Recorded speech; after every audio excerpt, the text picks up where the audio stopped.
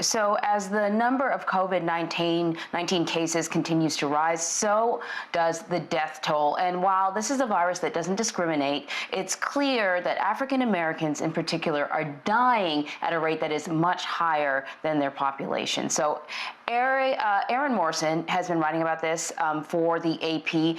Aaron, the CDC released some maybe like a racial breakdown of COVID-19, and you've been really digging into those numbers. One thing that I got to point out, and I'm sure you're going to sort of underline, is, yeah, we got some numbers, but they're far from complete. Right. There's actually 75% of demographic information missing from the CDC's data. So even though we're getting a clearer picture, and that picture is confirming what the AP's analysis showed last week, which was that African Americans make up 1/3 of those who have died, African Americans or Black folks also make up 1/3 of the cases that have been confirmed in the United States. So when people try to understand, Aaron, why this is affecting Black people disproportionately compared to others in this country, give us a sense of what the data shows us. The fact that African Americans sometimes are more prone to asthma because they live closer to highways, because they tend to have jobs that are front-facing. In other words, they're the bus drivers and the postal workers and the cashiers at the grocery store. And so they come into regular contact with people. Just give us a sense of why the data is pointing to what we see now. I think the easiest way to discuss these dynamics is to really look and think about who our frontline workers are. When governors everywhere, Democratic or Republican, were setting policies about who our essential workers are, no one discussed early on that these folks are disproportionately people of color and often are Black and brown folks.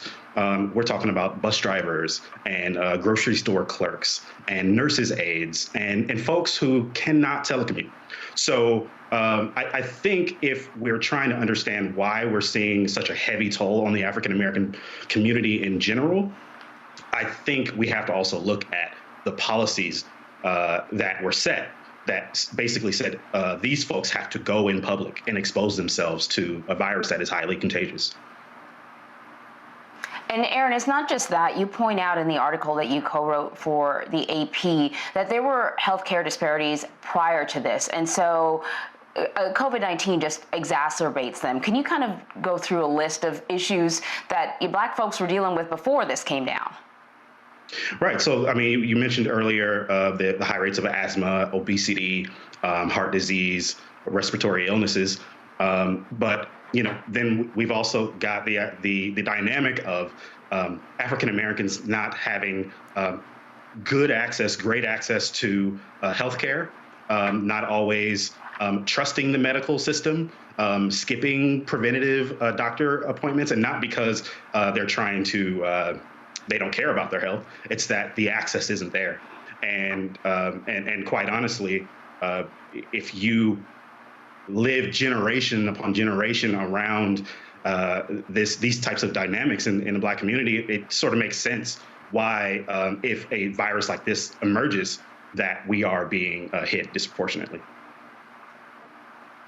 Aaron, I know that as reporters, it's not in our purview to make predictions, but I wonder, do you see in talking to some of the experts that we'll see a change in the racial health gap after this pandemic is contained, or will sadly we see it continue? And I say that because there have been other instances of pandemics in this country going back for 100 years. And I feel like this discussion is not a new one that is being had, but here we are again.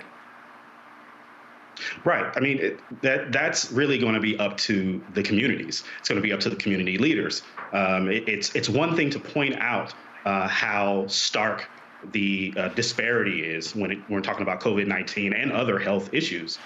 It's another thing to take that information and actually do something with it. So I think what we're hearing and what I'm hearing in my reporting is increasingly leaders are saying, okay, we know this is hitting us hard. This is hitting the African American community hard. What do we do with that information now? And I think what you're going to see increasingly is this turns to politics. This is going to say, well, if you are, running for office, what is your plan to make sure that we don't see another COVID-19 in a couple of years? What is your plan to address historic and long-lasting disparities that exist, not just in the health system, but in education, in the economy, in other aspects of our society that all factor into what we're seeing right now? Well, Aaron, it's funny you would say that because the article has a couple of really good graphs. So if you don't want to read an article, you can just get a lot of information from looking at the graphs, where it breaks down the population of African Americans per state and the percentage that are dying and the percentage that are testing positive for COVID-19. And what I see here is that, certainly the states that have a high population of African Americans, or cities with a high population of African Americans, they're showing the biggest gap. The top of the list is the District of Columbia, but 1, 2, 3, 4, 5 down is Georgia. Georgia, which is set to reopen for business, according to the governor. That's got to be concerning. Certainly. I mean, last year, almost a year ago, my mother moved to Georgia. She's retired.